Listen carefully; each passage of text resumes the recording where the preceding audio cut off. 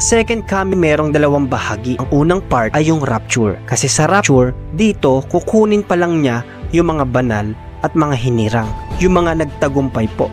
Siya'y bababa pero hindi pa lubusang magpapakita. Doon lang po imimit sa clouds. Makikita lang ng mga tao ay yung mga Christians na biglang naglaho. Pagkatapos po niyan, dyan na magro-rule Antichrist. Dyan na magro-rule yung false prophet. 7 years of tribulation. Ito po yung pinag-aaralan natin. Sa 7 years of tribulation ay nahahati sa dalawa. 3.5 years ng kapayapaan at magpapakilala ang Antikristo na siya ay mabait at maraming sasamba sa kanya sapagkat marami po siyang gagawing kababalaghan.